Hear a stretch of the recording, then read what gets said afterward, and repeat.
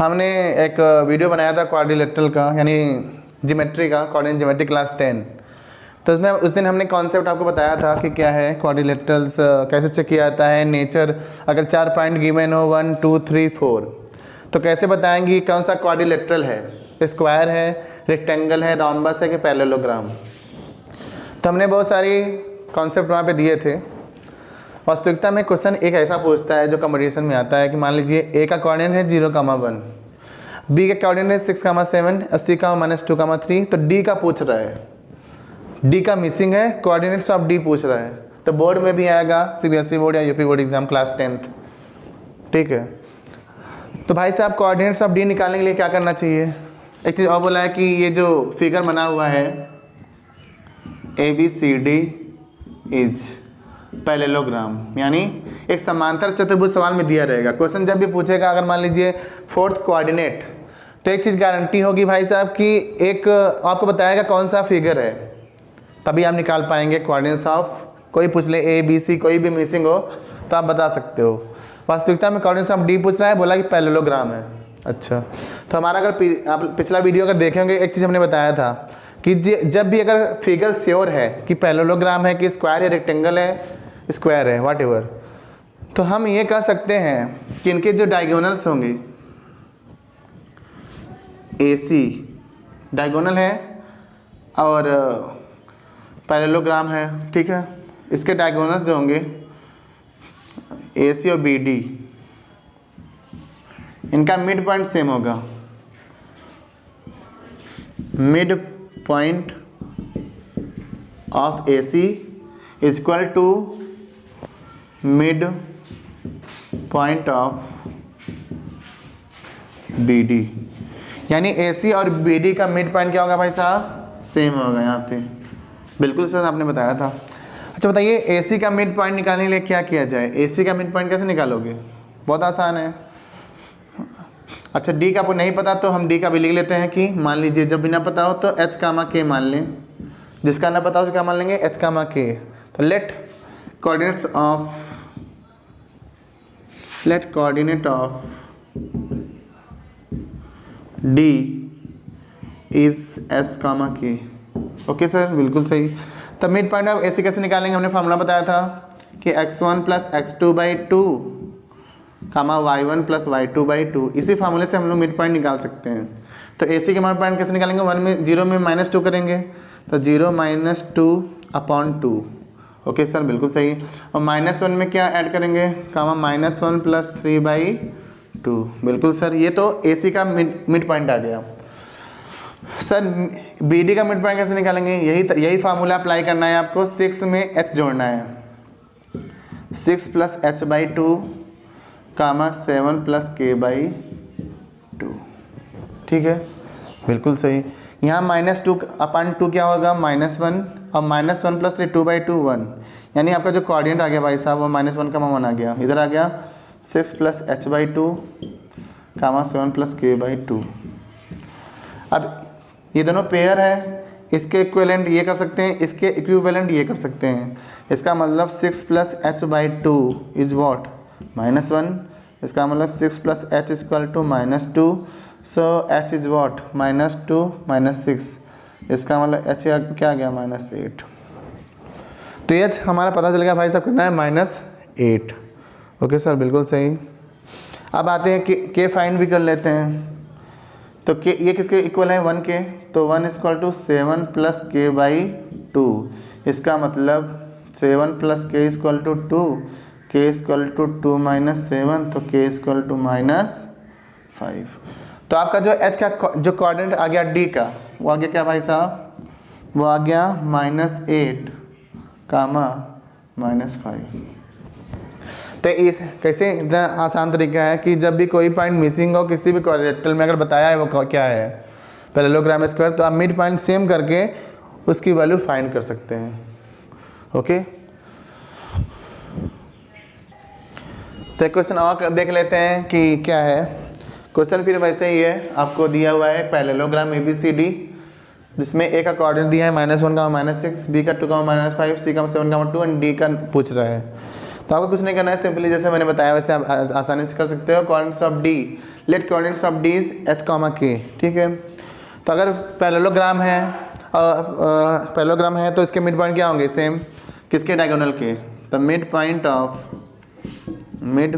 Of A C is equal to mid point of B D, यानी जो ए सी का जो मध्य बिंदु का निर्देशांक है और बी डी के जो मध्य का बिंदु का निर्देशांक वो सेम होगा।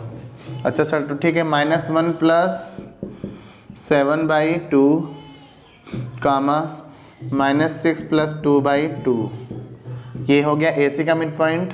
बी डी का मिड पॉइंट निकाल लो, 2 प्लस h/2, क्योंकि ये हमने क्या मान लिया है, h कॉमा के, ओके सर। फिर -5 प्लस k/2, अब इक्वेट कर दीजिए। तो ध्यान से देखो तो ये क्या, -1 प्लस 7/3 यानी 3 हो जाएगा, 6 होगा, 2/3 जा 6, ये -4 तो -2 हो जाएगा, equal to 2 plus h/2 comma k minus 5/2। Equate कर लो भाई साहब, तो ये इसकी जगह क्या मिल जाएगा, 2 प्लस h/2 इक्वल टू 3, इसका मतलब h equal to 6, 2 plus h, so h is what 6 minus 2, h is equal to 4।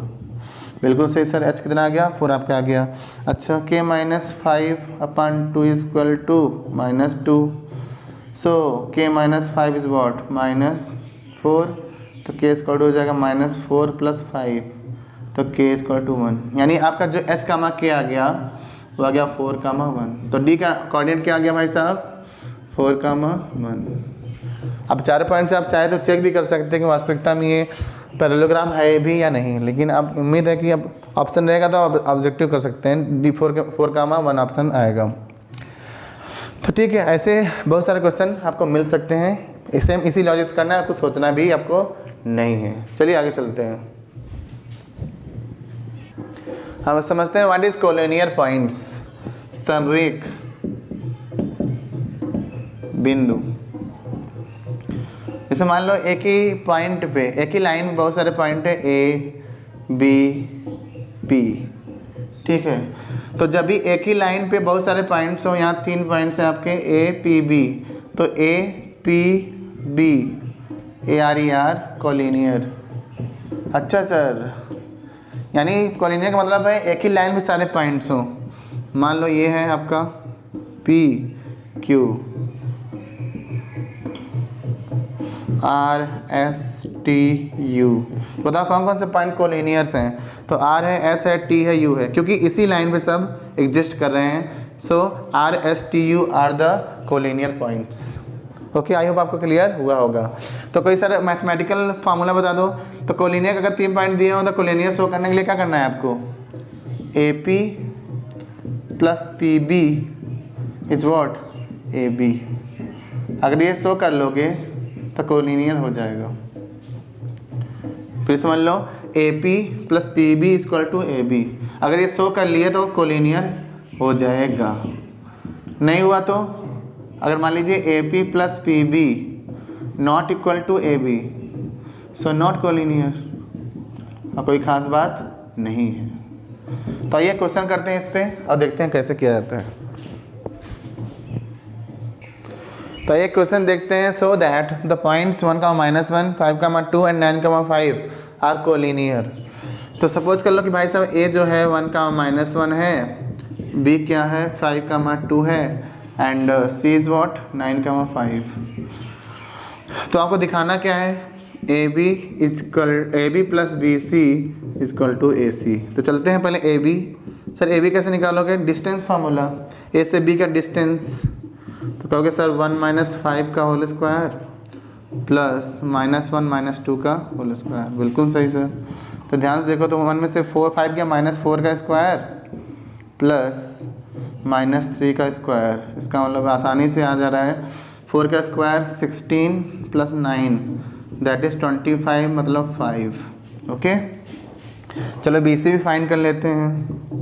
B C मतलब बी से सी का डिस्टेंस, बी से सी का, तो 5 - 9 का होल स्क्वायर देखो मुझे फार्मूला याद नहीं है, लेकिन ऐसे ही घटा के कर सकते हो डायरेक्ट डिवीजन फार्मूला।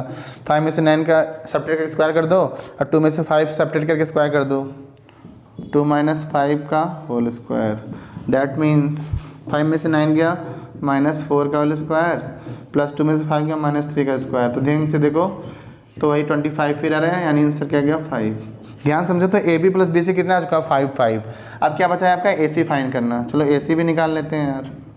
ए से सी का डिस्टेंस 1 में से 9 गया, 1 - 9 का होल स्क्वायर प्लस -1 - 5 का होल स्क्वायर। ध्यान से देखो तो आ चुका है -8 का स्क्वायर प्लस -6 का स्क्वायर। तो आसानी से मुझे ये भी लग रहा है बन जाएगा 64 प्लस 36 यानी 100 का स्क्वायर रूट 10 होता है। अब चेक कर लेते हैं भाई साहब है कि नहीं।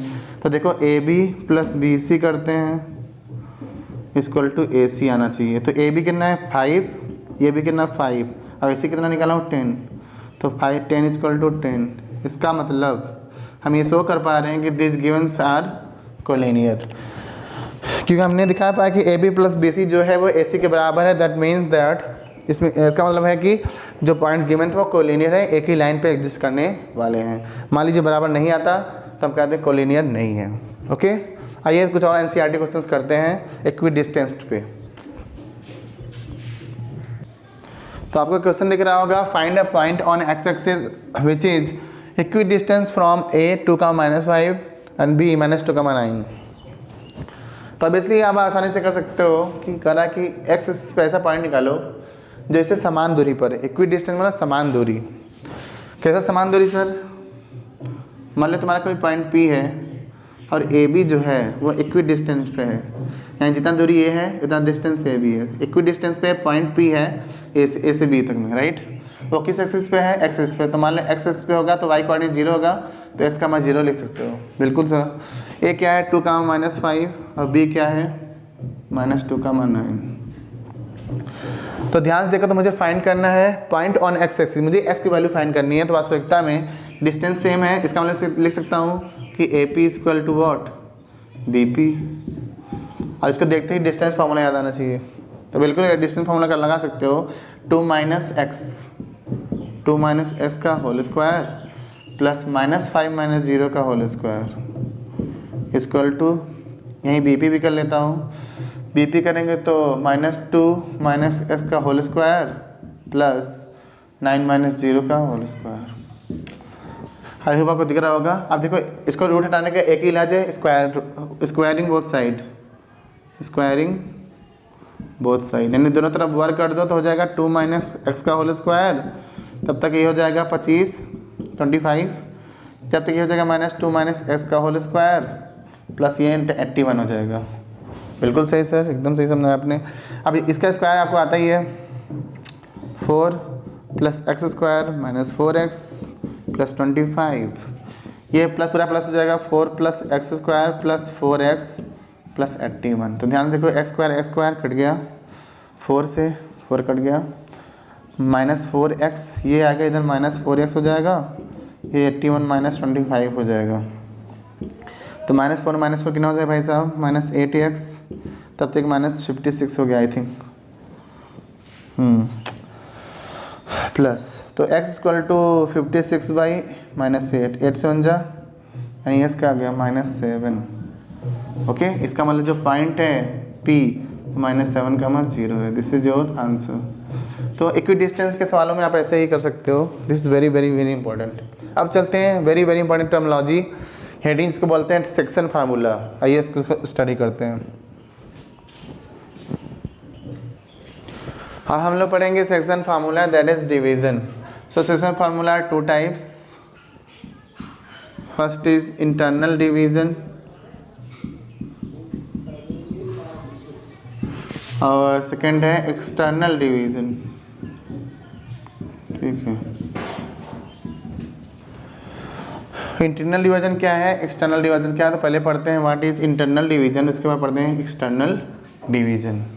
इंटरनल डिवीजन क्या होता है भाई साहब, अगर मान लीजिए कोई लाइन ए बी को कोई पॉइंट पी अगर अंदर से डिवाइड कर रही है, अंदर से डिवाइड कर रही है किसी रेशियो m1 रेशियो m2 में, ए का कोऑर्डिनेट है मान लीजिए x1 कामा y1 और बी का कोऑर्डिनेट है x2 कामा y2। तो इस p का कोऑर्डिनेट मान लीजिए h कामा k है। तो मुझे h और k फाइंड करने के लिए क्या करते हैं, h equal to what, m1 का किस में मल्टीप्लाई करते हैं, x2 में, m1 x2 प्लस m2 का किस में, x1 में, m2 x1 upon m1 plus m2। आपको रटना नहीं है, मैं ध्यान समझना है। m1 का इससे मल्टीप्लाई x2 में, m2 का किससे करना है, x1 से। ये h आ गया। k इसी तरह फाइंड कर लेंगे। h के लिए क्या करना है आपको, k का सिमिलरली इस तरह k का करना है x2 में, सॉरी m1 y m2 किस में मल्टीप्लाई करेंगे, y1 में, m2 y1 plus m1 y2 upon m1 plus m2। ये तब होता है जब कोई point P A B line को इंटरनली डिवाइड करती है, यानी अंदर से डिवाइड करता है, तो ये फार्मूला आपका होता है। तो भाई साहब अगर एक्सटर्नल डिवाइड करें तो क्या होगा, रेशियो इंपॉर्टेंट है, रेशियो से पता चलता है कि अच्छा किस टाइप का सवाल है, इंटरनल डिवीजन है कि एक्सटर्नल डिवीजन। तो कोई पॉइंट अगर ए और बी कोई लाइन है, अगर कोई पॉइंट बाहर से डिवाइड कर रही है P, ठीक है, तो उसका अगर कोई पॉइंट पूछेगा तो कुछ नहीं करना है, सिमिलरली ऐसे ही माइनस हो जाता है m2 x1 minus m1 x2 upon m1 minus m2, ठीक है। और k में क्या हो जाएगा, k में क्या हो जाएगा, m2 y1 minus m2 y1 m1 y2 upon m1 minus m2। ये हो जाता है आपका एक्सटर्नल डिवीजन फार्मूला। तो वो बहुत इंपॉर्टेंट है, इसको प्रूफ नहीं करना है आपको, सीधे से आपको टॉपिक पे आना है ताकि आप क्वेश्चन कर पाएँ। प्रूफ भी बहुत ही आसान है, कोई खास बात नहीं है, लेकिन आपको टॉपिक समझना है, आपको फार्मूला याद होना चाहिए, ठीक है। चलिए अब इस पर कुछ क्वेश्चन किया जाए।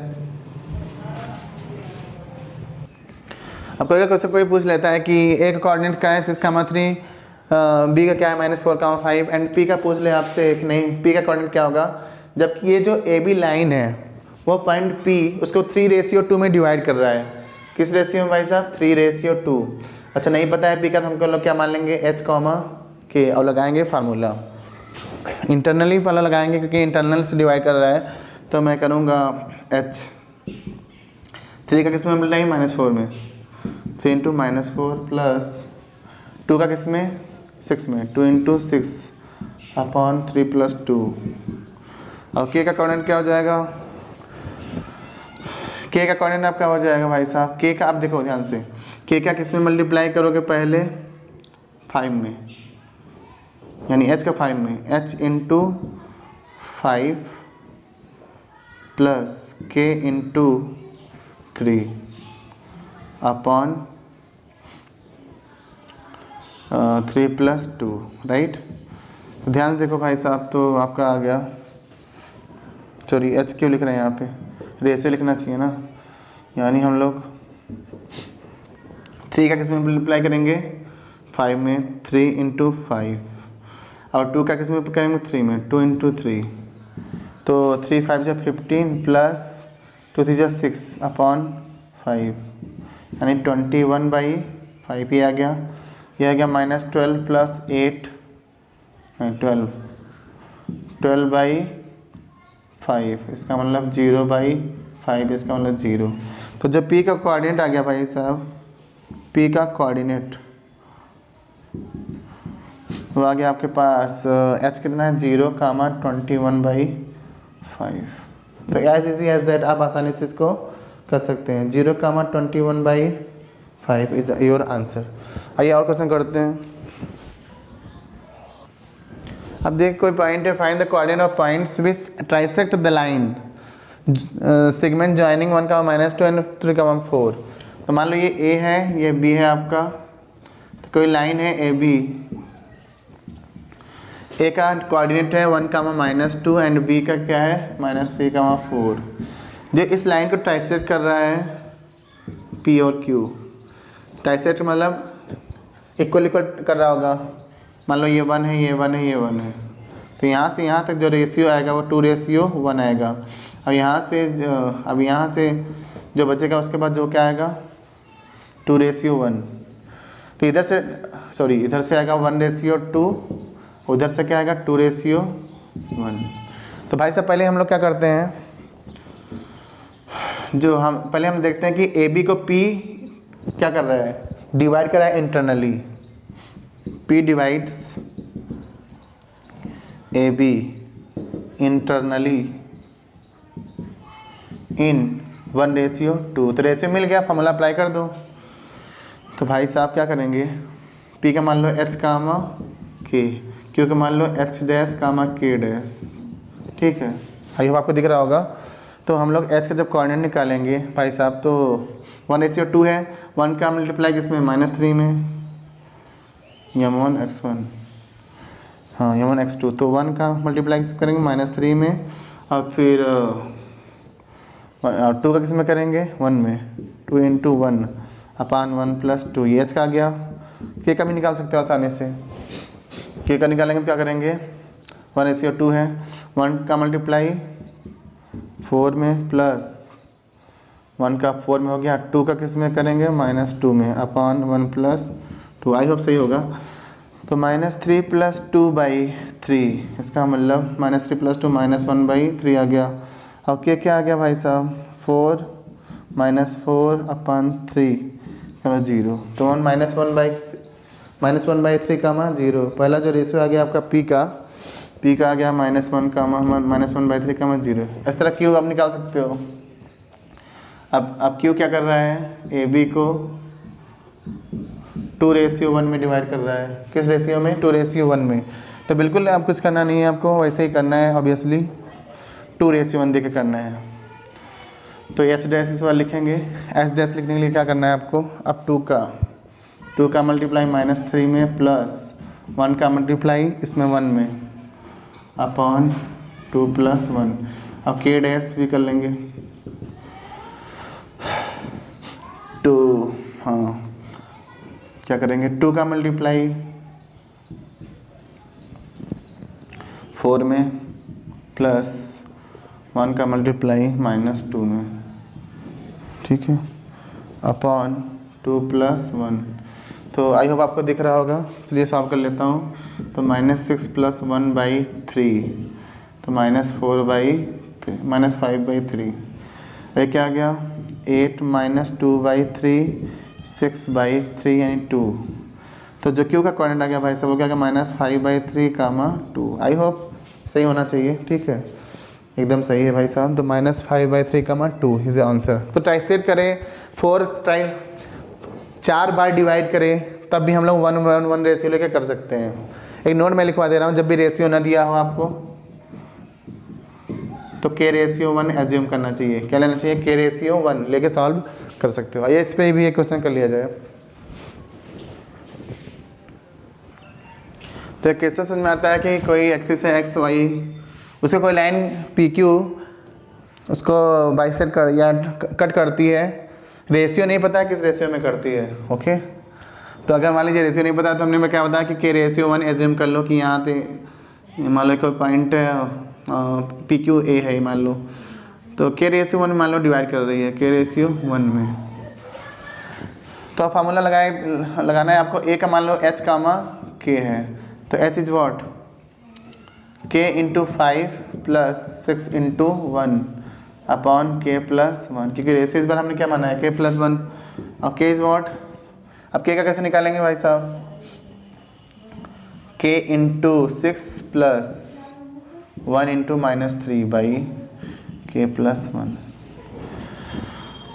अच्छा, एक चीज़ और ध्यान देना है कि आपको x एक्सिस पे y कोऑर्डिनेट 0 होता है।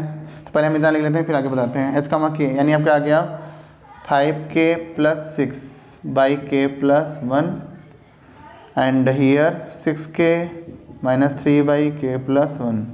इसका मतलब H कामा K आपका आ चुका है कितना, 5K + 6/K + 1 कामा 6K - 3/K + 1। अब इसमें K 0 है, क्यों x एक्सिस पे y कोऑर्डिनेट 0 होता है, तो क्यों ना हम 6K - 3 अपॉन K + 1 = 0 कर लें। यहाँ से 6K - 3 = 0 यानी K = 3/6, K = 1/2, यानी K की जो वैल्यू आ गई क्या आ गई, 1/2। तो K/1 इज व्हाट, 1/2 इसका मतलब के रेशियो मतलब 1:2, जो रेशियो आ गया 1:2 आ गया आपका 1:2। तो रेशियो नहीं पता था, रेशियो अच्छा ये भी तुम निकाल सकते हो कि ई एच कामा की। अब ये भी पूछ ले, मान लो कि ए का कोऑर्डिनेट क्या है, ए का कोऑर्डिनेट, तो ए का कोऑर्डिनेट कैसे निकालोगे भाई साहब? एच तो के की जैसे ही के की वैल्यू आ गई तो अगर इसमें वैल्यू रख दोगे तो एक्स का कोऑर्डिनेट पता चल जाएगा।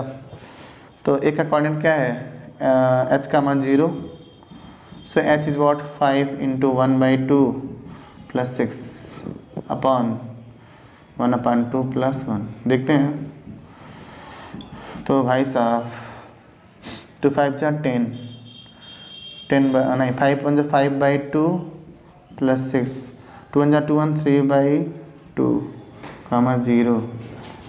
उम्मीद है दिख रहा होगा, ध्यान से देखो तो जगह 6 2 = 12, 12 5 17/2 अपॉन कितना आ गया 3/2, 0। तो 2 से 2 कट गया, 70/3, 0। तो इस तरह निकाल सकते हैं हम लोग, ए का कोऑर्डिनेट भी हम लोग निकाल सकते हैं। तो आई होप आपको आज का लेक्चर समझ में आया होगा। इसको शेयर करें अपने दोस्तों में और इसको अच्छे से पूरा वीडियो देखें ताकि आपको क्लियर हो जाए। इन्हें स्किप करके थोड़ा सा देख लें, हो गया। तो हमारे चैनल को लाइक और सब्सक्राइब जरूर करें, ठीक है। Thanks for watching. जय हिंद।